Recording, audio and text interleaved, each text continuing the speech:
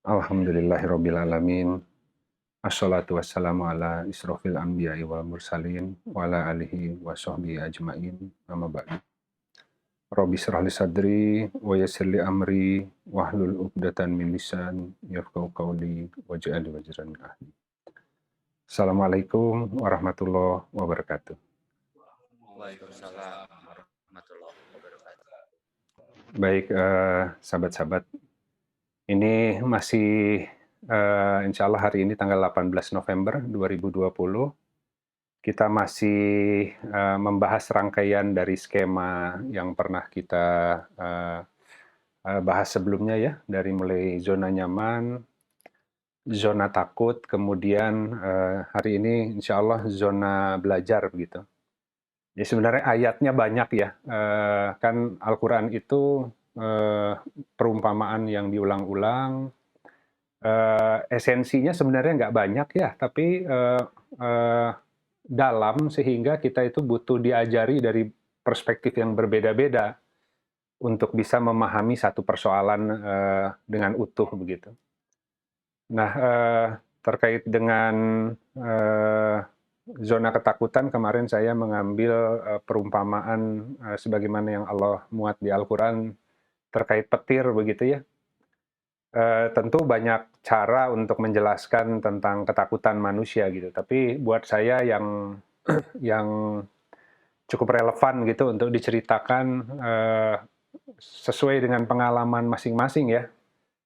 Karena kan saya juga orang yang hidup dalam pengaturan yang mungkin dari kecil itu selalu senang settingnya gitu ya. Allah anugerahi lahir dari orang tua yang mampu, hidupnya serba cukup, semuanya mengalir dengan baik begitu, prestasinya kemudian terbangun secara bertahap, menikah di usia muda, punya anak, kemudian mengikuti banyak kegiatan ya, baik yang akademik maupun yang bisnis gitu. Nah, saya menganggap hidup itu flat lah gitu, bahwa track-nya itu sudah menuju satu arah yang terus akan semakin hari semakin sukses begitu. Tapi ternyata di tengah-tengah itu Allah sisipkan takdir kehidupan yang tak terduga sama sekali gitu kan. Sehingga kisah kehidupannya jadi kayak sinetron begitu. Dan saya merasa seperti orang yang disambar petir siang bolong karena ternyata belum selesai begitu ya gelarnya Allah itu. Ternyata saya berpikir waktu itu enak benar orang itu diberi kehidupan yang serba mudah. Kemudian saya ikut pengajian waktu itu tahun 2000 ya, mulai ikut mengaji, belajar Al-Quran secara serius, intensif lah begitu. Tahun 2000 dan saya pernah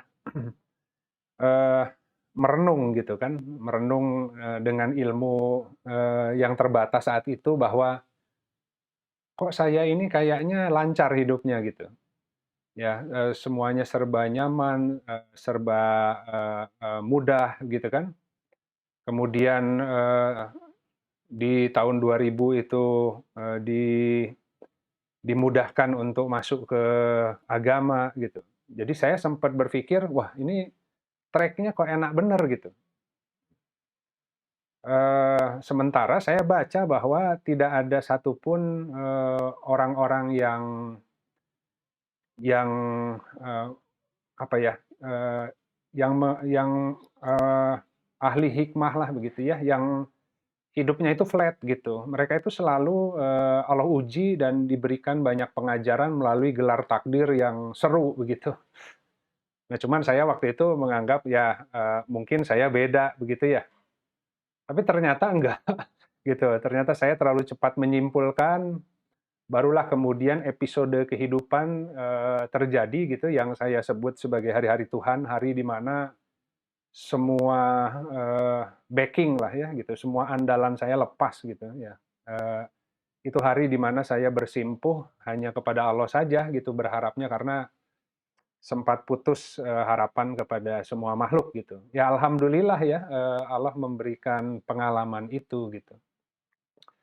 Mungkin tanpa pengalaman itu saya juga tidak bisa bercerita banyak hari ini. Nah, yang menarik adalah yang ingin saya cerita itu nyambung dengan tema hari ini adalah eh, saya ingin cerita tentang al-kahfinya saya yang Allah berikan gitu. Jadi ketika Allah mengajari seseorang di dalam guanya masing-masing, kemudian eskalasi pengetahuannya itu meningkat drastis. Karena saya tidak pernah membayangkan menjadi orang yang kemudian gemar untuk mengkaji agama, kemudian apalagi menyampaikan lah begitu ya. Dan sampai hari ini mungkin masih merasa tidak layak gitu, tidak punya sertifikasi apapun selain saya sharing kisah kehidupan saya. Saya mengambil pelajaran dari kisah-kisah itu, saya lihat di Al-Qur'annya, bertahap mulai sharing, kemudian banyak kawan-kawan yang bertanya, konsultasi terkait problem kehidupan yang mereka alami gitu. Nah, dari sana bertambah literatur saya tentang ayat-ayat Al-Quran mana yang spesifik bisa dijadikan panduan untuk tahap kehidupan yang mana gitu. Karena setiap orang kan beda-beda sesuai fasenya. Nah, banyak kawan-kawan yang mengenal saya yang terheran-heran gitu. Kok kamu kapan belajar agamanya gitulah. Kamu kapan belajar agamanya? Waktu itu baru 3 tahun tiba-tiba banyak ngerti Al-Quran, banyak ngerti fikih begitu kan. Jadi mereka itu heran gitu. Kamu kapan belajarnya sih gitu kan? Perasaan kamu itu orang bisnis, dosen di manajemen begitu ya. Kok tiba-tiba jadi ustadz gitu? Ya jangankan mereka yang heran, saya aja heran gitu kan. Nah, di situ nanti kita akan lihat yang dimaksud dengan fase belajar itu ketika Allah yang mengajari gitu kan. Tapi ada syaratnya gitu. Nah, sebelum masuk ke fase belajar, insya Allah kita akan coba lihat Al-Quran sebentar ya. Jadi kita sama-sama dengarkan di Quran surat Al-Kahfi ya. Ini guanya orang beriman kan. Jadi ini tempat di mana Allah akan mengajari orang-orang beriman ya, yang di mana cahayanya masuk itu sepanjang hari ya, dan cahayanya itu cahaya yang lembut ya. Tiba-tiba mereka keluar dari sana sudah pintar saja gitu. Uh, si eskalasi pengetahuannya itu seperti orang yang belajar ratusan tahun barangkali gitu ya kalau di ayat itu. Padahal mereka merasa baru sehari atau bahkan sebagian hari aja ada di dalam gua itu. Gitu. Nah, berbeda ketika kita belajar sendiri dengan Allah mengajari kita. Gitu. Nah, mudah-mudahan masing-masing sahabat-sahabat di sini juga bisa menemukan proses Al-Kahfi masing-masing ketika Allah ajari di dalam guanya masing-masing. Gitu. Tapi kan problemnya adalah apakah kemudian kita diberikan pengkondisian hati hingga memasuki gua itu dengan penuh berserah diri kepada Allah. Nah, baik sahabat-sahabat, kita sama-sama dengar bacaan dari Quran surat Al-Kahfi sambil kita perhatikan terjemahannya begitu ya. Ya, auzubillahi minasyaitonirrajim. Bismillahirrahmanirrahim. إذ أوى الفتية إلى الكهف فقالوا ربنا آتنا من لدنك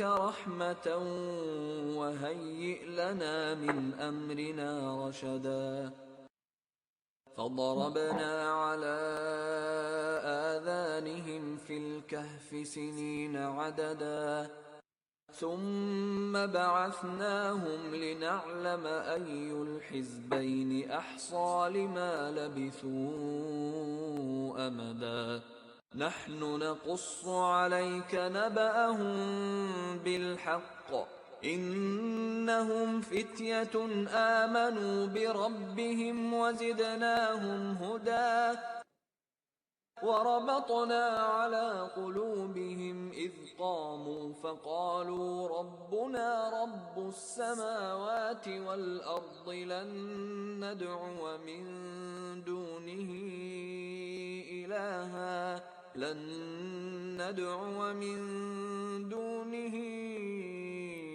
إلها لقد قلنا إذا شططا. Shadaqallahul Azim.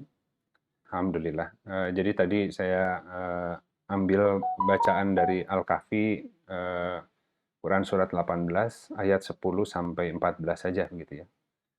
Ya tentu sebenarnya ayat per ayat kalau mau dijelaskan menarik dan detil ya, tapi kan kita ingin mengambil pelajaran yang mudah lah begitu ya, dari runtutan ayat-ayat yang Allah jelaskan di Al-Quran gitu. Tapi yang menarik itu di Quran surat Al-Kahfi ayat 14-nya adalah Allah baru meneguhkan hati mereka ketika mereka berdiri dan mereka berkata bahwa Tuhan kami adalah Tuhan seluruh langit dan bumi gitu. Dan kami sekali-kali tidak menyeru Tuhan selain Dia. Sesungguhnya kami kalau demikian telah mengucapkan perkataan yang amat jauh dari kebenaran. Jadi hati kita ya, qalb kita itu baru Allah tegakkan, baru Allah kokohkan itu setelah kita secara jujur mendeklarasikan kalimat tauhid gitu. Kalimat tauhid. Nah, dalam prakteknya kesadaran untuk kemudian bersaksi seperti itu tidak mudah gitu. Mungkin sebagian besar terpaksa gitu. Nah, saya termasuk yang terpaksa gitu. Karena semua cara sudah ditempuh, semua alternatif solusi sudah ditempuh, alih-alih keluar dari problem, yang ada masuk semakin dalam kepada persoalan-persoalan kehidupan kan. Nah, sehingga sampai akhirnya akal saya sudah tidak mampu lagi gitu. Jadi ketika akalnya runtuh, baru saya bisa mendengarkan firman Allah gitu. Dan luar biasa, mungkin saya nggak tahu ya, kayak kisahnya Nabi Musa mendaki gunung ketika ingin melihat Allah, kemudian gunungnya hancur, Nabi Musanya pingsan gitu kan ya, barulah kemudian bisa mendengarkan firman gitu. Jadi disebut kesalahan ya bukan kesalahan karena ya setiap orang itu kan khas cara belajarnya gitu. Saya kebetulan orang yang mungkin harus diajari dengan cara yang keras agar bisa memahami. Tapi jangan khawatir bahwa Allah kan maha bijak. Jadi bagi sahabat-sahabat yang memang latif ya, yang hatinya halus, tanpa harus digoncang peristiwa yang dahsyat-dahsyat, bisa kemudian menyimak ya dan merenungi ayat-ayat Allah, maka tentu Allah tidak butuh menyapa dengan cara yang keras juga gitu. Jadi disesuaikan dengan masing-masing. Jadi jangan pusing dengan caranya gitu. Nah, itu yang kadang-kadang ketika kita tidak memahami, kita seringkali membanding-bandingkan takdir gitu. Dan kemudian juga kita timbul ketakutan ketika melihat takdir orang lain dan kita berharap amit-amit gitu ya, jangan sampai kita mengalami hal yang sama. Jadi nanti di Al-Kahfi juga tuh nanti sahabat-sahabat bisa lihat ayat tentang bahwa mereka itu Allah tidurkan gitu kan. Tapi Allah bolak-balikkan si badannya di dalam gua itu, sementara anjingnya itu menjaga di depan pintu gua sambil menjulurkan kedua kakinya gitu. Itu juga ada maknanya di sana gitu. Orang-orang takut melihatnya gitu. Jadi ketika orang lagi diuji, masuk hari-hari Tuhan, dalam kondisi Allah ajari dalam gua, itu kehidupannya itu serem gitu. Sehingga banyak orang yang melihat orang itu takutlah ya, takut itu ya entah takut diminta tolong, entah takut kemudian nanti saya ngalami hal yang sama gitu kan ya, macam-macam gitu. Karena kan kita semua pengennya itu jadi pandai tanpa ujian gitu. Tapi nggak bisa begitu gitu. Memang sudah sunatullah, temannya orang beriman itu ujian gitu. Tapi tidak jadi soal. Bentuk ujian itu Allah akan kadar sesuai dengan kesesuaian diri masing-masing. Nah, baik, kita akan coba lihat slide ya. Ini saya lanjut yang sudah kita bahas di minggu lalu, zona ketakutan. Kita akan langsung masuk ke zona belajar. Ini adalah ketika pengetahuan, keterampilan, dan sikap yang baru Allah berikan. Dan sulit loh, sangat sulit merubah akhlak seseorang, sangat sulit merubah tadi ya, orang yang punya kebiasaan-kebiasaan, karakter, sifat, itu kemudian Allah perhalus yang hak ya sesuai dengan Allah kehendaki, meskipun kualitas baiknya tidak dihilangkan, tapi yang buruknya aja yang dipapas gitu. Makanya ada hadis kan, ya redaksinya kurang lebih terkait dengan jika ada orang yang mengatakan kepadamu bahwa gunung-gunung itu berjalan, bergerak gitu, maka percayalah gitu kan ya. Sementara jika ada orang yang mengatakan bahwa hati manusia berubah, maka tunggu dulu gitu kan, dicoba dilihat dulu, karena itu hal yang sulit sekali gitu. Itu mukjizat terbesar ketika seorang manusia bisa berubah, bisa bertransformasi dari perilaku yang lama, sikap yang lama, attitude, knowledge, waham, itu berubah menjadi sesuatu yang lebih baik, itu nggak mudah gitu. Tanpa Allah yang merubahnya tidak akan mungkin terjadi gitu. Kalaupun dia tampak semakin pintar, belum tentu perilakunya, adabnya semakin baik kan, akhlaknya kepada makhluk, pada manusia, alih-alih jadi baik, makin pintar, makin sombong, misalnya begitu. Pengajaran atau zona belajar yang dimaksud adalah ketika kita menyerahkan kehidupan kita untuk Allah ajari gitu. Nah, tadi di Quran Al-Kahfi ayat 10 ya. Itu auzubillahi minasyaitonirrajim, bismillahirrahmanirrahim. Ya, terjemahannya adalah ingatlah tatkala para pemuda itu mencari tempat berlindung ke dalam gua, lalu mereka berdoa, wahai Rob kami, berilah kami dari sisimu rahmat, dan sediakanlah bagi kami dari urusan kami petunjuk yang lurus. Sebenarnya rosyada gitu ya. Ini kita akan lihat nanti ya. Mungkin nggak terlalu pas diterjemahkan sebagai petunjuk yang lurus. Karena Ar-Rasyid itu adalah asma Allah yang maha cerdas begitu ya. Yang maha cerdas. Nanti kita mengenal juga istilah mursyid gitu kan. Walian mursidan gitu kan, kita akan lihat lah ya, itu dari asma Allah Ar-Rasyid. Jadi orang yang diberikan kecerdasan gitu sehingga dia bisa menempuh suatu jalan gitu. Nah, jadi kehidupan ini adalah gelar pengajaran Allah, tapi tidak semua yang menjalaninya mampu belajar dan memahami gitu. Orang belajar dan memahami dengan orang yang tidak mempelajari apa-apa sama saja dilindas oleh takdir gitu.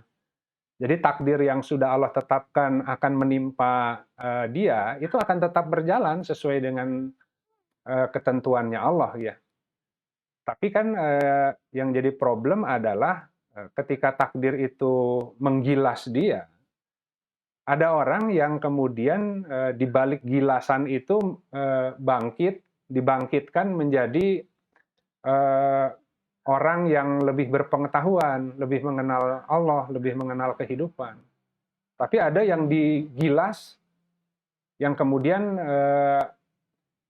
tidak belajar apapun, kemudian mengulang lagi pola yang sama, dan terus dikalibrasi di titik itu nggak maju-maju. Jadi kehidupannya ya di situ-situ aja, problemnya ya di situ-situ aja gitu.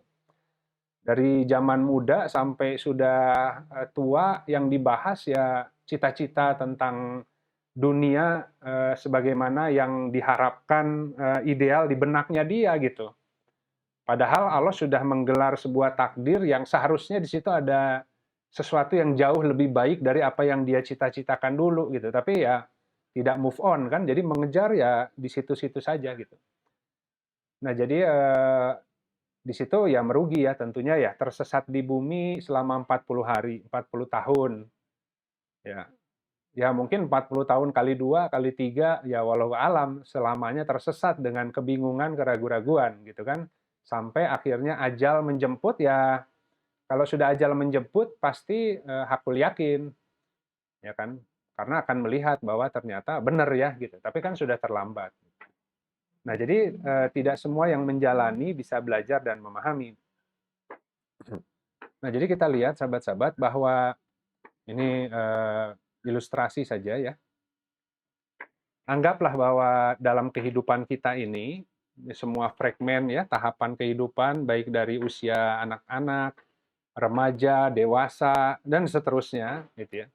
Kita selalu disuguhi dengan berbagai macam urusan ya. Ya, urusannya itu ya tadi ada urusan rumah tangga, urusan keluarga, urusan menafkahi, urusan kantor, ya, urusan rame sama orang, ya, lagi diem-diem tiba-tiba apa namanya ada orang yang kemudian cari gara-gara, ya macam-macam lah. Segala macam urusan yang Allah hadirkan ke kita di dalam kehidupan ini, gitu ya. Yang umumnya itu alih-alih dibaca menjadi sebuah pagelaran ya yang Allah itu sedang menyampaikan sesuatu, berusaha mengajari kita, kita lebih banyak membaca aspek sensasi, drama dan di dalam bingkisan kisah-kisah itu gitu. Jadi akhirnya lebih masuk ke aspek ya sensasi, drama tadi ya lebay lah gitu ya. Kita ada trauma ya dalam kehidupan, kita kemudian bersedih, merenungi momen-momen yang telah berlalu gitu kan ya. Padahal sebenarnya banyak hal di sana yang seharusnya bisa diambil. Nah, di sini di balik semua urusan di dalam tahap kehidupan itu, urusannya macam-macam ya. Itu ada konten pengajaran di dalamnya gitu. Tapi dari 100% urusan yang diberikan kepada seseorang dalam satu waktu. Jadi hari ini setiap orang kan punya urusan nih. Ya. Nah urusan itu kan nggak satu, urusan kita hari ini, ya per detik ini. Gitu. Kita punya sekian urusan yang kalau itu semuanya ditotal, itu menjadi total urusan, 100% urusan yang Allah berikan kepada kita hari ini untuk diambil hikmah pembelajarannya dan dijawab gitu. Ya, makanya apabila dibacakan kepadamu Al-Qur'an gitu kan ya, maka ikutilah bacaannya atau dengarkan secara seksama ya agar engkau memperoleh rahmat gitu. Jadi kita harus mendengarkan apa yang sedang Allah bacakan. Ketika kita mendengar apa yang Allah bacakan, maka ikuti bacaannya gitu kan ya. Nah, sebenarnya prinsip keluar dari sebuah setting itu hanya mengikuti bacaan aja gitu. Nah, setelah itu akan Allah berikan urusan yang baru gitu. Nah, kenapa urusannya nggak pernah meningkat ya, meningkat dan selalu mengurusi hal yang itu-itu saja? Ya karena belum selesai pengajaran di sana, belum keambil gitu apa yang hendak Allah ajari kepada kita. Nah, kenapa 10%? Karena di Al-Quran ada gitu bahwa mereka bahkan belum pernah merasakan 10% sebagaimana yang kami telah berikan kepada umat-umat yang lalu gitu. Jadi juga demikian bahwa sebagian besar manusia itu tidak bisa mengakses tadi ya rizki yang telah Allah sediakan kepadanya, bahkan 1/10-nya belum tentu mampu mengakses. Ya makanya kita serba fakir, kita serba kekurangan, ya. Kurang visi, kurang semangat, kurang amal gitu kan ya, karena banyak rizki-rizki yang kita nggak bisa akses gitu. Ya tapi nggak bisa akses itu karena kita nggak mampu mensyukuri gitu. Jadi gimana Allah mau tambah, mau disempurnakan kalau yang ada saja nggak berhasil disyukuri gitu kan. Nah jadi seharusnya meningkat nih. Jadi kalau dalam satu waktu pagelaran urusan yang Allah berikan kepada kita hari ini, seminimalnya 10% kita mampu menangkap hikmahnya, ya sudah bagus hari ini. Ya tapi bertahap, terus baca Al-Quran, terus ikro kehidupan, ya seharusnya meningkat kan. Jadi harusnya eh, mungkin besok 20% yang bisa diambil. Selanjutnya 30% sampai 100%. Nah, disitulah kalimat para sahabat itu yang mengatakan bahwa tidaklah aku melihat kejadian kecuali tidaklah aku melihat kejadian kecuali ada al-haq di baliknya, gitu kan ya. Tidaklah aku tidak melihat apapun kecuali al-haq, gitu kan ya. Jadi dia tidak lagi terjebak oleh semua fenomena yang dia hadapi, dia saksikan, ya, tapi dia bisa membaca itu sebagai cara Allah menyapa dia gitu. Kan kemanapun engkau menghadapkan wajahmu, disitulah wajah Allah gitu. Nah dia akan dialog dengan Robnya dalam semua arah gitu. Baik ketika melalui urusan rumah tangga, urusan keluarga, urusan ekonomi, urusan pekerjaan, ya itu sarana untuk dia berdialog dengan Robnya gitu. Jadi bukan hanya ketika sholat dialog kepada Allah, tapi dialog kepada Allah itu justru dalam setiap nafas kita. Ya. Ketika mau tidur, ketika baru bangun, ketika lagi senang, ketika lagi sedih, ketika lagi mudah, ketika lagi sulit, ya kita berdialog kepada Allah dengan menggunakan semua eh, gelaran wajah itu gitu. Nah, semakin kita mengenal Allah sebenarnya semakin mudah berdialog gitu. Tapi karena kita tidak kurang mengenal Allah, jadi ketika Allah menyapa, kita nggak tahu itu wajah Allah atau bukan. Bahkan kita salah sangka, kita menganggap itu wajah yang selain Allah. Padahal ya Allah itu. Gitu kan. Nah, kira-kira seperti itu, sahabat-sahabat. Nah, kemudian tadi Ar-Rasyid kan. Jadi Asma Allah Ar-Rasyid itu memberikan Yarsyudun. Jadi Yarsyudun itu maknanya adalah maturity of intellect ya. Jadi sebuah kecerdasan. Jadi akalnya itu dewasa gitu. Ya, jadi sehingga ketika akalnya itu menjadi sempurna, dia mampu memanage ya, dia punya kapasitas untuk memanage semua urusannya gitu. Ya tentu karena urusan itu adalah urusan dari Allah, dia tidak bisa menyelesaikan urusan hanya mengandalkan kemampuannya sendiri. Dia selalu menyertakan Allah dulu ketika mau melaksanakan sebuah urusan gitu. Ya kan? Jadi selalu Bismillah gitu kan. Jadi selalu diawali dengan menyertakan Allah ketika hendak menghadapi urusan apapun. Nah, tapi mengikut sertakan Allah dan juga itu tadi karena akalnya kuat, dia jadi ngerti bagian yang harus dilaksanakan oleh orang itu apa tuh sikapnya gitu. Karena setelah mengikut sertakan Allah, Allah itu akan membuka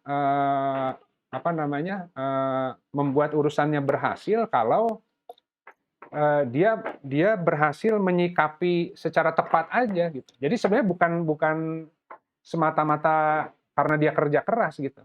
Ada tipikal urusan yang kita nggak harus tidak harus mengatasinya sendiri gitu. Tapi mengikut sertakan Allah, kemudian bersikap sesuai yang Allah kehendaki, nanti Allah yang angkat gitu. Tapi ada tipikal urusan yang memang caranya adalah mengikut sertakan Allah dan harus ditempuh dengan daya yang telah Allah berikan gitu. Jadi di situ tuh sangat halus ya. Jadi kadang-kadang kita ketika menyelesaikan sebuah persoalan kita kelewat batas atau kurang usaha, itu yang waktu yang lalu kita bahas tentang tawakal, betapa susahnya karena kepresisian di dalam bergerak ya, bertasbih itu harus melibatkan sang wakil. Ya. Mana bagiannya sang wakil, mana yang bagiannya kita, karena sang wakil telah memberikan daya itu kepada kita sebagai wakilnya yang ada di muka bumi gitu. Nah, hal-hal begitu kan harus mengenal Allah. Kalau tidak mengenal Allah pasti akan belepotan ya untuk bertawakal saja gitu. Nah, jadi Ar-Rasyid itu kemudian memberikan Yarsyudun gitu. Nah, sehingga dengan kecerdasan itu, dia jadi bisa membaca arah, gitu. Dia bisa melihat mana jalan yang lurus, mana yang bukan, gitu. Nah, seperti itu. Nah, kemudian kita akan lihat di Al-Quran, Quran Surat Al-Baqarah, ayat 186. Auzubillah minasyaitonir rajim. Dan apabila hamba-hambaku bertanya kepadamu tentang aku, maka sesungguhnya aku dekat. Aku mengabulkan permohonan orang yang berdoa apabila ia berdoa kepadaku. Maka hendaklah mereka memenuhi kepadaku dan hendaklah mereka beriman kepadaku agar mereka memperoleh kecerdasan, gitu ya. Jadi yarsyudun tadi, gitu ya. Jadi agar Allah memberikan tadi mereka kecerdasan, akalnya Allah sempurnakan, ya. Memenuhi kepadaku, ya, dengan penjelasan tadi, gitu. Jadi bahwa mengikut sertakan, tapi kemudian menyelesaikan yang menjadi bagiannya hamba, gitu. Jangan suruh Allah mengerjakan pekerjaannya kita dong, gitu kan. Justru kita sedang mengerjakan pekerjaannya Allah, ya. Nah, kemudian kita harus mengikut sertakan Allah dan kita berusaha untuk melaksanakan, gitu kan, pekerjaan Allah itu menjadi bagian dari para penolong agama Allah, ya, yang nggak mungkin itu tidak Allah bantu, gitu, karena itu urusannya Allah. Jadi Allah juga tahu kadang-kadang memberikan urusan kepada kita yang seakan-akan jauh di luar kapasitas, gitu kan. Tapi ketika kita hadir di sana, karena itu urusannya Allah, sisanya Allah yang cukupi, gitu. Tapi dia harus mengambil bagian lah, gitu kan ya. Sebenarnya tanpa manusia juga Allah juga bisa jalanin urusan itu, tapi manusianya jadi nggak punya saham nanti, gitu. Jadi kalau kita bisa bisa mengaku menjadi bagian dari menolong Rasulullah, menolong Allah ketika kita diberi kesempatan hidup di dunia, kan, sekecil apapun itu, gitu. Nah, itu yang paling penting. Jadi bukan demi kemegahan diri sendiri, tapi kita menjadi orang yang ikut serta dengan apapun kemampuan yang kita punya, terbatas apapun untuk mengangkat kalimat Allah. Nah, kemudian berikutnya kita lihat di Quran Surat 42 ayat 51. Dan tidak patut bagi seorang manusia bahwa Allah berkata-kata dengan dia, kecuali dengan perantaraan wahyu, atau di belakang tabir, atau dengan mengutus seorang utusan, lalu diwahyukan kepadanya dengan seizinnya apa yang dia kehendaki. Sesungguhnya dia maha tinggi lagi maha bijaksana. Ya, jadi macam-macam ya. Kalau Allah hendak memberikan tadi kecerdasan kepada kita, ya Allah bisa membuat kita mudah membaca tabir, atau bisa mengirim seorang mursyid, gitu. Ya, karena mursyid adalah wali mursidan itu adalah penolong, ya, yang diberikan sebuah kecerdasan sehingga bisa mengarahkan orang-orang yang mengikutinya, gitu, ke jalannya Allah, gitu kan. Tapi wali sesungguhnya adalah penasehat Allah di dalam diri masing-masing. Tapi kan butuh proses sehingga kita bisa membaca langsung, sehingga Allah bisa hadirkan seseorang yang menjadi guru kepada kita, kemudian kita mengikuti dia di dalam membaca kehendak Allah. Tapi gimana caranya kita tahu bahwa itu guru yang benar atau tidak, kan? Nah, di sisi lain juga harus menyertakan Allah juga, gitu. Makanya Imam Ali mengatakan jangan mengikuti manusia, tapi cari kebenaran, ya, temukan kebenaran, maka engkau nanti akan bisa melihat siapa-siapa yang berada di atas jalan itu. Jadi kalaupun kita mengikuti seorang guru, ya, katakanlah kita diberikan guru oleh Allah yang kemudian kita bisa bertanya kepada dia, itu bukan berarti kemudian kita tidak baca Al-Quran dan juga mohon ke Allah agar diajari secara langsung. Ya, gimana dong kalau gurunya ternyata nggak benar, gitu. Ya nggak ngerti kalau nggak baca Al-Quran juga. Nggak ngerti juga kalau tidak bertanya langsung ke Allah kan. Jadi ketika kita mengatakan bahwa ini orang benar, kenapa? Karena kita menemukan bukti-bukti kebenaran, ya, di dia gitu. Kenapa? Karena kita membaca Al-Quran. Karena kita bisa melihat orang-orang yang memang mencari Tuhan yang seperti apa gitu. Kan di Al-Quran begitu ya. Ikuti orang yang tidak meminta imbalan kepadamu gitu kan misalkan. Jadi kita juga senantiasa melihat orang yang kita ikuti bisa jadi ya kalau dalam konteks umum ya orang itu kadang-kadang mungkin berguru kepada banyak ustadz, kepada banyak kiai gitu kan. Apakah jadi jaminan bahwa seorang ustadz, seorang kiai bisa istiqomah seterusnya gitu? Kan belum tentu juga. Jadi bisa saja kita mengikuti seseorang dalam tahapan awal perjalanan, kemudian tengah jalan kita belajar, terus kita mulai melihat hal-hal yang tidak sesuai.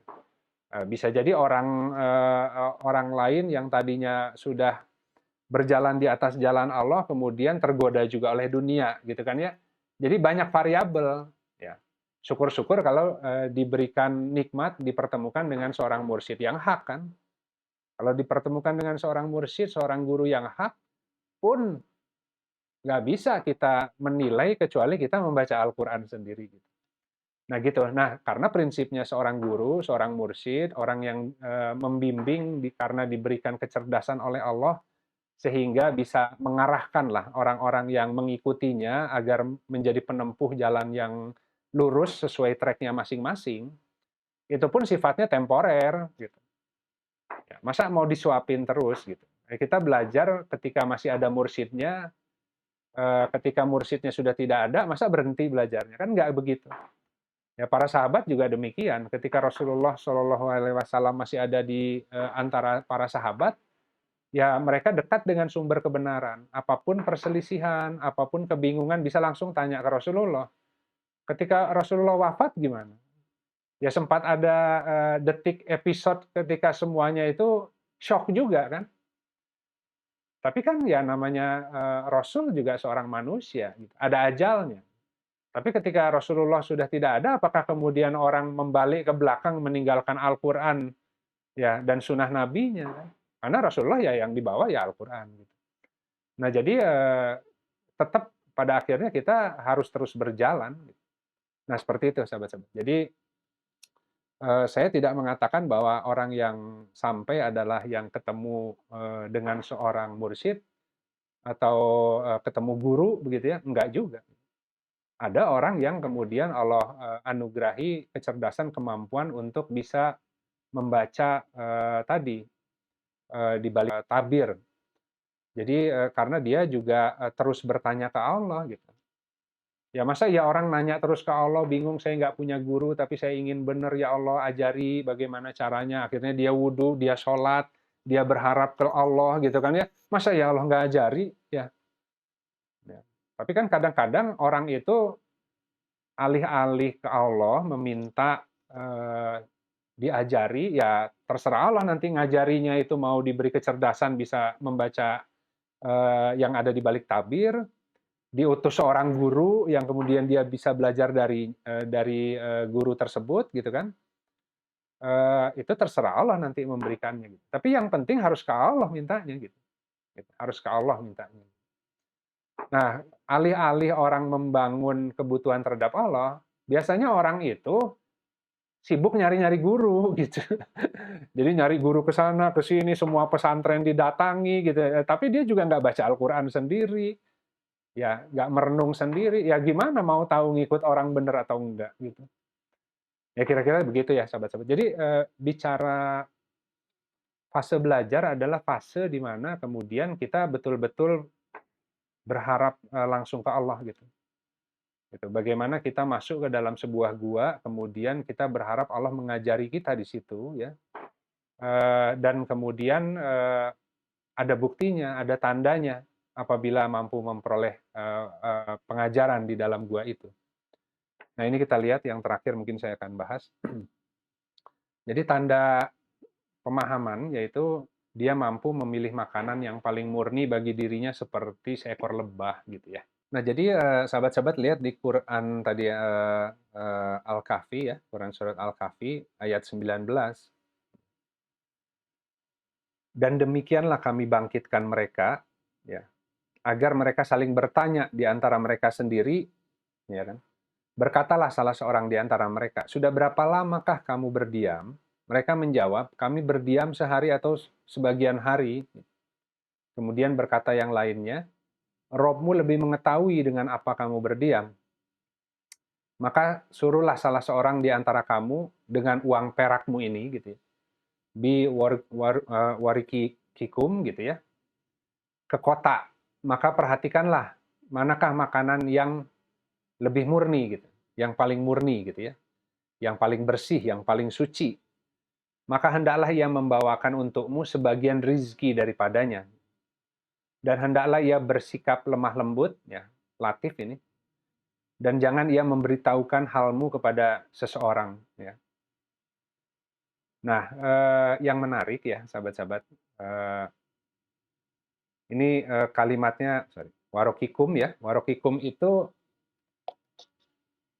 saya ambil bahasa yang mudah untuk menjelaskan, sahabat-sahabat, kalau di urusan pertanahan ya, itu ada yang namanya warkah gitu.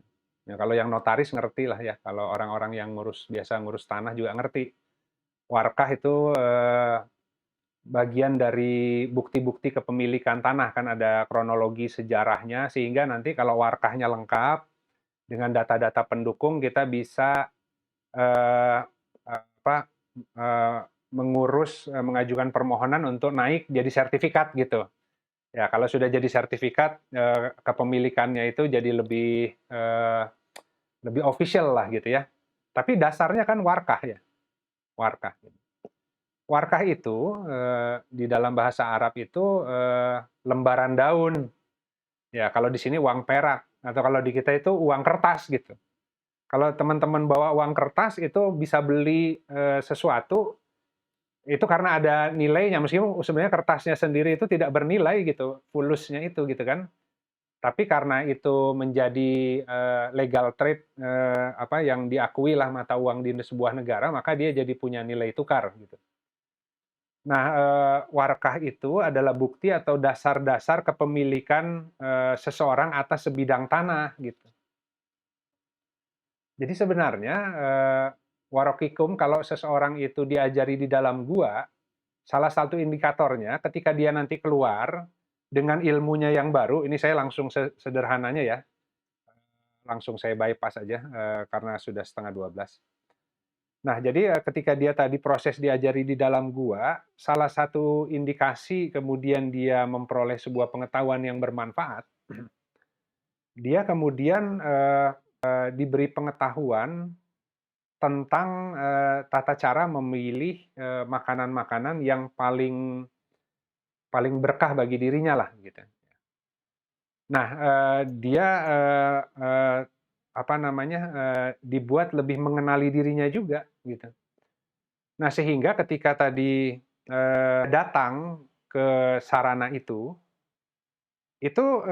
ketika bukti-bukti kepemilikannya bisa ditemukan di dalam diri orang tersebut, rizki itu aksesnya Allah buka gitu. Jadi sebenarnya Allah tuh sudah naruh rizki setiap orang di tempat-tempat tertentu yang ketika pemiliknya datang, rizki itu akan ngebuka sendiri sehingga bisa diambil secara mudah oleh orang itu. Gitu. Ya dia mah hanya beramal soleh aja, melakukan apa yang dimudahkan di sebuah titik tertentu sebagaimana yang Allah ilhami ketika dia bekerja di sana dan memenuhi syarat-syarat kepemilikan atas rizki itu. Jadi dia bawa warkah gitu, bahwa itu rizki saya bukan gitu kan ya. Ini data-data saya, malaikat tuh langsung ngasihin gitu. Gitu. Itu secara hakikatnya begitu gitu ya. Ya meskipun secara syariatnya ya kita bekerja di bidang yang dimudahkan, kita berupaya di sana, kemudian memperoleh hasil begitu ya. Itu seperti itu. Jadi ketika seseorang itu kemudian datang ke sebuah tempat, karena memang itu tempat yang Allah tunjuki seperti lebah tadi, Allah ilhami. Ya, mau dia ditaruh di gunung, mau dia ditaruh di hutan, mau dia ditaruh di tengah-tengah bangunan manusia, lebah itu selalu mengikuti ilham Allah gitu.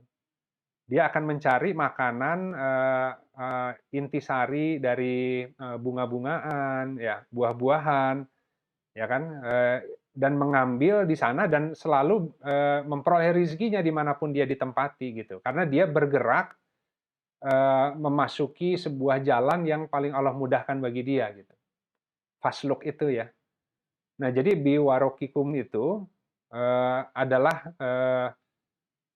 orang yang Allah ajari itu kemudian syarat tandanya adalah ketika keluar dari gua itu dia tahu pekerjaan mana yang harus dia kerjakan, ilmu apa yang harus dia baca, ya percakapan apa yang harus dia dengarkan, gitu kan ya. Nggak semuanya dikonsumsi gitu. Nah, kalau kita sekarang yang paling berat mungkin informasi, karena zamannya teknologi informasi, kita tidak kekurangan informasi, justru kebanjiran informasi kan. Tapi informasi yang banyak itu alih-alih menyehatkan jiwa manusia, dia lebih banyak melumpuhkan gitu. Karena kita nggak tahu siapa kita dan mana di antara informasi yang tersedia di internet lah gitu ya. Yang itu memang hak kita untuk mengkonsumsi. Kalau kita konsumsi itu, kita menjadi segar dan berpengetahuan gitu. Nah, kira-kira begitu, sahabat-sahabat. Jadi mungkin segitu dulu yang saya sampaikan, Dra. Berikutnya mungkin kita bisa sambil diskusi aja ya. Turnuhun. Assalamualaikum warahmatullahi wabarakatuh. Dari Pak Fatin Abdul Hadi. Indah bacakan ya Pak. Ya, ada. Assalamualaikum Kang Yudis. Saya mau bertanya mengenai bisnis VTube yang berhubungan mengenai zona belajar. Karena banyak orang yang baru mengetahui bisnis seperti ini, tapi ada indikasi memakai skema penipuan Ponzi. Karena kita sendiri sebagai user tidak dirugikan. Cara kerja VTube kurang lebih seperti ini. Kerjanya kita hanya menonton video dan iklan di VTube selama kurang lebih 5 menit. Rutin tiap hari tanpa bolong selama 40 hari. Kalau kita menyelesaikan misi tersebut, kita akan mendapatkan poin yang bisa ditukar dengan rupiah, di mana satu poin nilainya $1. Bagaimana menyikapi hal seperti ini? Apakah bisnis ini memang halal dijalankan? Soalnya kita mesti menggait banyak user, dan itu artinya kita mengajak orang agar masuk dalam penipuan. Mungkin kalau boleh kita tambahkan juga sedikit, sama halnya juga ada yang bentuknya kita disuruh membaca sebuah artikel gitu Pak, berkali-kali, nanti di situ kita dapat poin. Ada juga yang seperti itu. Mungkin kurang lebih begitu Pak. Mangga. Ya, ya, oh ini menarik nih, saya nggak update ya. Jadi akan macam-macam bentuknya model-model ini ya, pola-pola orang mencari uang nih ya, untuk iklan, untuk marketing. Ini VTube ya. Ya saya sih prinsipnya gini, bentar ya. Kalau saya baca, saya nggak paham, itu artinya bukan bidang saya, itu aja. Jadi kadang-kadang kan kita sering disuguhi macam-macam bentuk pola gitu ya, bentuk-bentuk pola-pola untuk mencari uang lah gitu ya. Nah, ini tinggal sekarang ikut VTube apa dan sebagainya. Nah, kita baca. Jadi persoalannya gini, kalau misalnya kita sisihkan waktu kita 5 menit setiap hari rutin selama 40 hari, itu juga akan ditanya nanti sama Allah masalahnya kan. Ya, kamu waktu itu di dunia setiap hari menyisihkan 5 menit selama 40 hari untuk menyaksikan sebuah tayangan video, itu dasarnya apa dan untuk apa gitu kan. Jadi intinya semua sih akan Allah tanyakan, bahkan yang sekecil itu gitu. Ya terus kita bilang ke Allah, gimana kira-kira jawabnya gitu ya. Ya lumayan ya Allah, buat sekedar tambahan-tambahan lah gitu kan. Kan lumayan jadi income pasif yang kita cuma duduk, apa salahnya ngedengerin menyisihkan waktu 5 menit sehari, kita dapat uang lah gitu. Nah, kira-kira itu jawabannya akan diterima enggak gitu di sisi Allah ya? Karena setiap manusia itu kan waktunya berharga sebenarnya. Waktu detiknya pun berharga gitu ya. Apa yang dia kerjakan dengan waktunya itu akan semuanya dipertanggungjawabkan. Ya. Jadi kalau dia capek istirahat ya alhamdulillah itu. Itu ruksyah ya.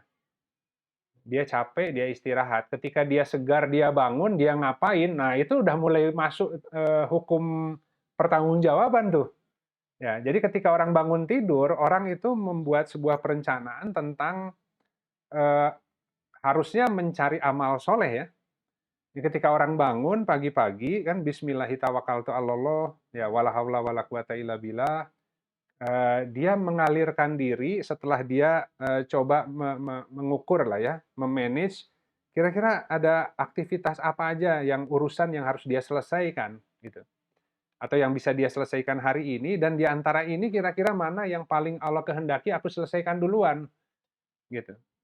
Nah, dia akan manage secara lahiriah tuh. Oke, mungkin saya bagi waktu kalau pagi saya ke sini dulu, ke sini dulu, ke sini dulu. Ya, tapi nanti Allah akan kalibrasi kalau orangnya nanya sebenarnya gitu.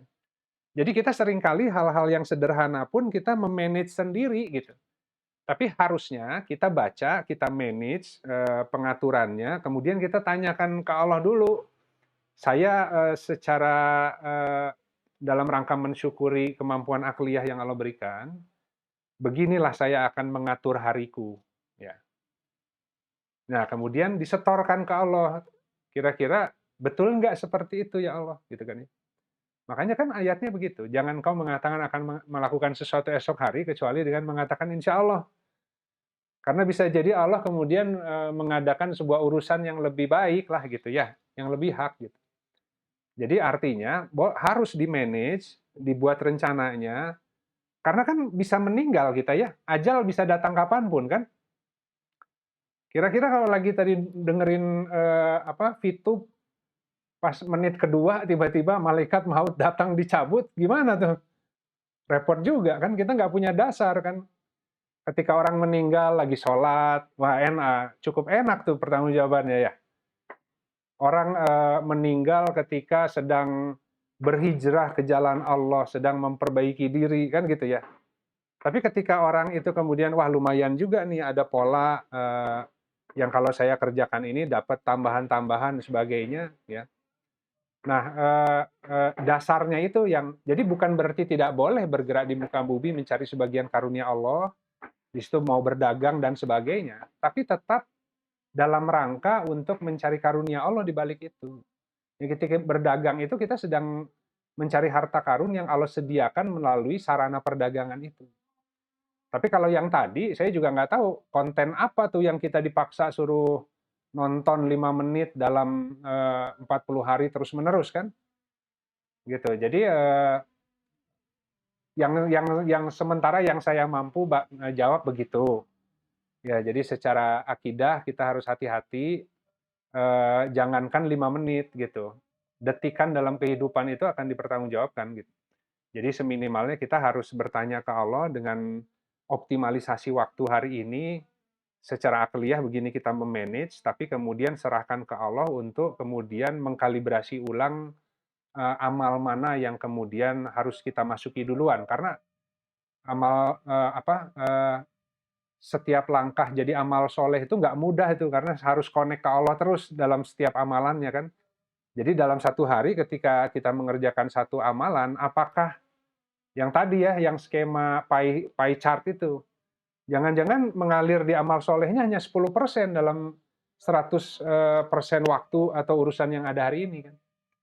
Tapi kalau kita menjalankannya sesuai yang Allah kehendaki, Allah ajari apa saja yang harus kita lakukan, apa yang harus jadi prioritas kita, apa yang menjadi misi utama kita hari ini gitu kan ya, amal utama kita.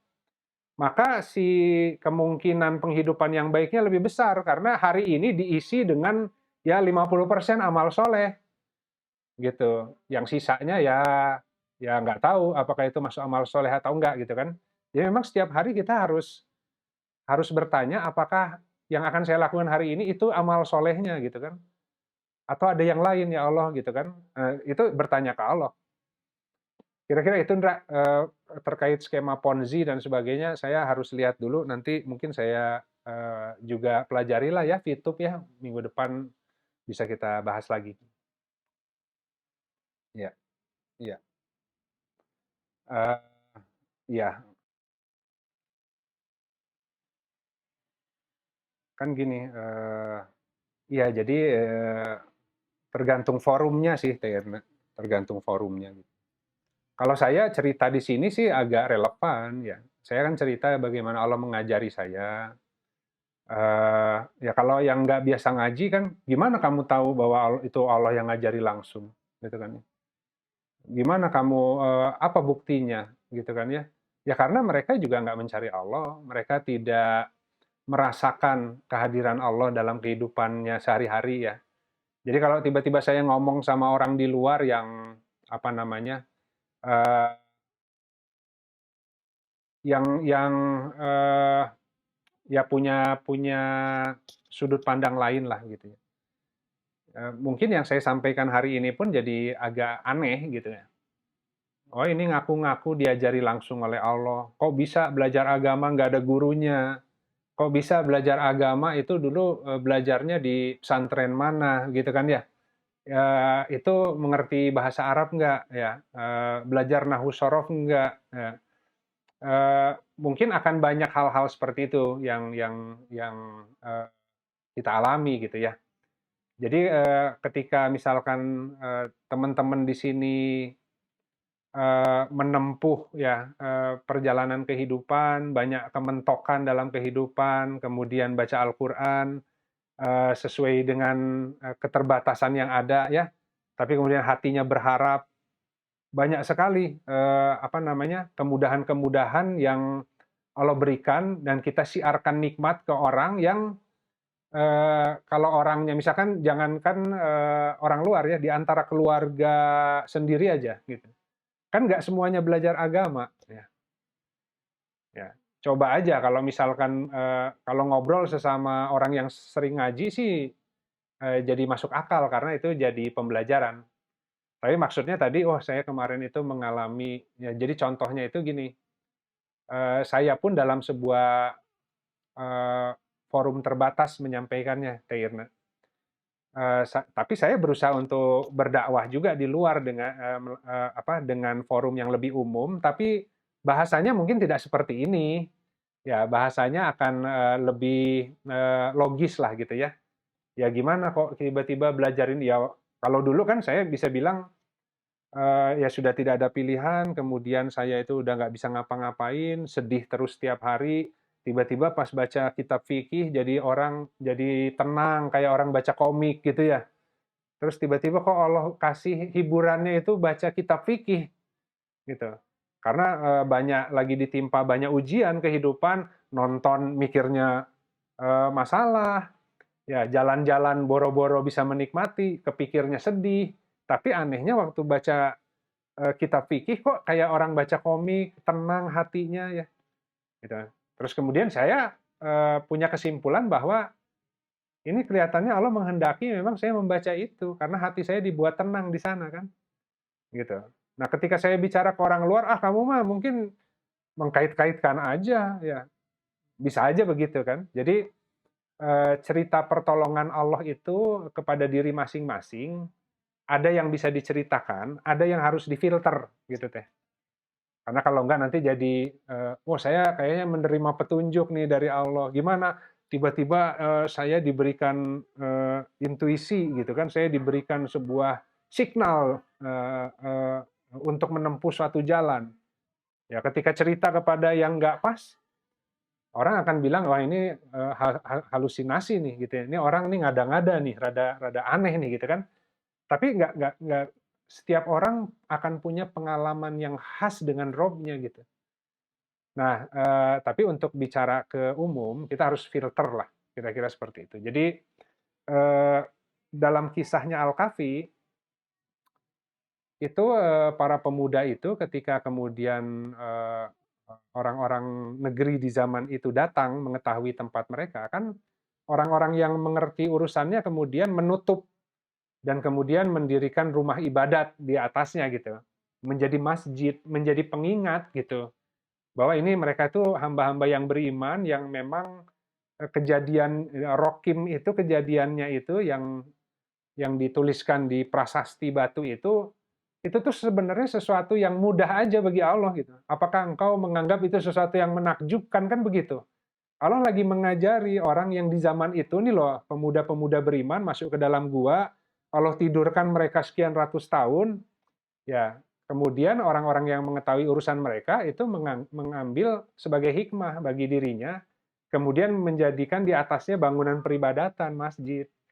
Ya, jadi nah itulah buat kita. Makanya Al-Kahfi itu kan kalau di kita hari Jumat kan. Hari Jumat itu ketika dikumandangkan azan maka tinggalkan jual beli, datang gitu. Dari pagi kita suruh baca surat Al-Kahfi dulu. Ya. Kenapa katanya gini kan? Nah, ini juga sering dijadiin bahan bercandaan. Wah, kalau Jumatan itu keluarnya jadi lebih ganteng katanya gitu ya. Ya memang ada yang terjemahannya begitu. Jadi lebih indah rupanya. Jadi kalau orang masuk ke masjid hari Jumat itu hari raya mingguan yang Allah berikan sehingga si perbaikan rupa akhlaknya itu cepat gitu. Gitu. Jadi tadi kan kita bicara di zona belajar itu bukan hanya pengetahuan yang Allah perbaiki, tapi akhlak itu menjadi kata kunci gitu. Kita nggak akan mungkin memperoleh banyak pengetahuan baru, keterampilan baru kalau mindsetnya nggak benar gitu. Nah, si mindset itu akan terkait dengan rupa batin yang Allah perbaiki ketika orang itu masuk ke guanya orang beriman dan berharap ke Allah gitu.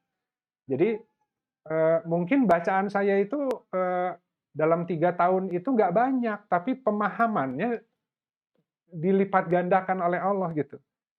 Nah, yang Allah kondisikan dalam 3 tahun hari-hari Tuhan kehidupan saya, ditempa oleh macam-macam palu ujian yang membuat saya itu harus terpaksa merendahkan diri, gitu, merendahkan diri, fakir betul ke Allah, boro-boro ngomongin orang, melihat hidup sendiri aja, siapa saya ngomongin orang, saya aja hidupnya amburadul gitu ya.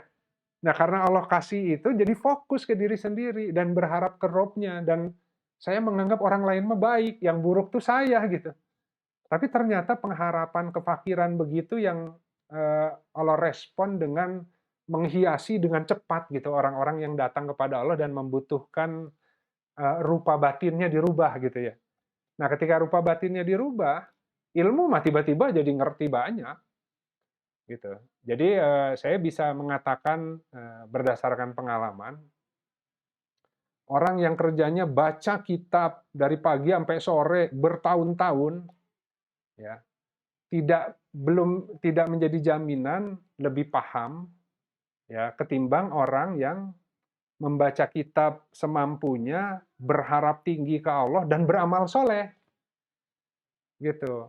Jadi ketika dia beramal soleh dengan yang dia dimampukan, waktu untuk membaca kitabnya jadi terbatas. Tapi si konten luas pengetahuan Allah kasih berlipat-lipat gitu. Karena ilmu kan untuk diamalkan. Ya, kalau orang hanya belajar ilmu, amalnya kurang, sombong jadinya gitu. Tapi kalau kita belajar ilmu, perbaiki, itu cepat itu. Tiba-tiba kok perasaan belajarnya nggak banyak-banyak amat, kok jadi banyak ngertinya. Karena ketika engkau menyampaikan sesuatu yang kau ketahui, ya atau kemudian melaksanakanlah, beramal sesuai apa yang kau ketahui gitu ya, maka Allah akan ajari hal yang baru kan. Jadi beda percepatan belajarnya antara orang yang belajar sendiri yang diajari Allah. Yang harus kita cari adalah bagaimana mendekati Al-Quran agar Allah mengajari kita. Jadi kita belajar Al-Quran itu sebagai salah satu doa lahiriah agar Allah mengajari ke kita.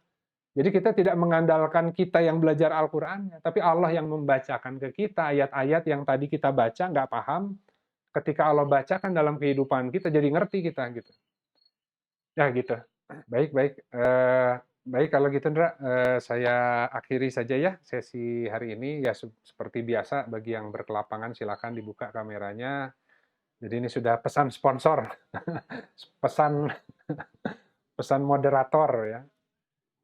Baik sahabat-sahabat, jadi kadang-kadang saya ketika lagi isi kajian tuh nggak bisa ngelihat satu-satu ya Zoom, cuman biasanya setelah kajian tuh ya pengen melihat lah gitu ya, menyapa kawan-kawan, ya fokusnya ke materi, ke OBS dan sebagainya. Jadi ini tuh yang datang siapa aja kadang-kadang saya nggak tahu gitu. Tapi ketika ada dokumentasinya, oh alhamdulillah gitu ya, hari ini Allah masih anugerahi berada di tengah-tengah sahabat-sahabat, bisa sharing pengalaman. Pada saatnya, insya Allah kajian Rabu juga ingin ada sesi di mana sahabat-sahabat yang lain yang sharing ya, karena itu akan lebih kuat dampaknya ketika masing-masing punya testimoni bagaimana Allah menolonglah setiap orang dalam kehidupannya masing-masing. Baik, terima kasih banyak sahabat-sahabat atas partisipasinya hari ini. Atas hal-hal yang kurang berkenan saya mohon maaf. Baik, kita akhiri sesi hari ini dengan sama-sama beristighfar kepada Allah dan kita tutup dengan kafaratul majelis. Astagfirullahaladzim, alladzi la ilaha illa huwal hayyul qayyum wa atubu ilaihi. Subhanakallahumma wa bihamdika asyhadu an la ilaha illa anta astaghfiruka wa atubu ilaihi. Subhana rabbika rabbil izzati amma yasifun wa salamun alal mursalin walhamdulillahi rabbil alamin. Assalamualaikum warahmatullahi wabarakatuh. Waalaikumsalam, hatur nuhun Kang Yudi. Sami-sami semuanya. Hatur nuhun. Assalamualaikum. Waalaikumsalam warahmatullahi wabarakatuh.